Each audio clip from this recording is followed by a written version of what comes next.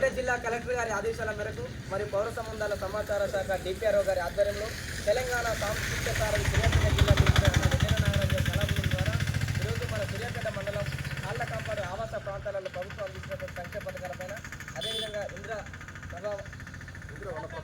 వనప్రభ మీద